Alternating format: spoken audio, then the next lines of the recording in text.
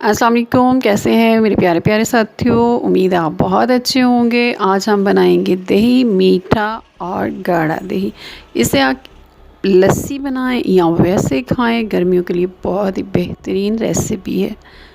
इसके लिए आप मिट्टी का बर्तन लें या वैसे कोई दूसरा ले लें, लेकिन दही इस तरीके से बनाइए, बहुत ही अच्छा और मज़े का बनेगा।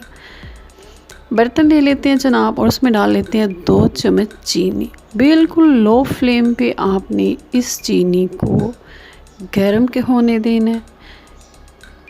गर्म होने के बाद ये चीनी जो है ये आहिस्ता आहिस्ता पानी छोड़ेगी और अपने ही पानी में ये ब्राउन होना शुरू हो जाएगी।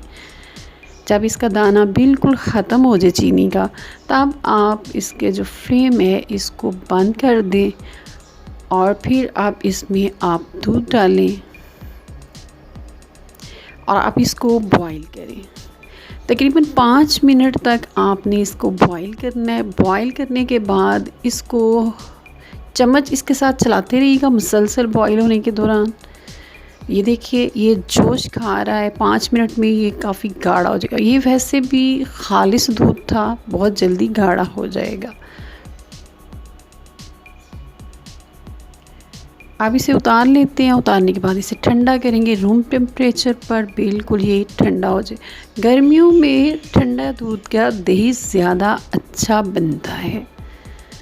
मिट्टी का बर्तन लिया मैंने, इसमें मैं डाल रही हूँ दूध। ये 1 लीटर दूध है, 1000 ml। अब इसमें डालेंगे दही। दही के लिए चाय का छोटा चम्मच जो आपके घर में इस्तेमाल होता है वो ले लें। अब इसमें डालेंगे 3 चम्मच दही, ज़्यादा भर के नहीं डालिएगा।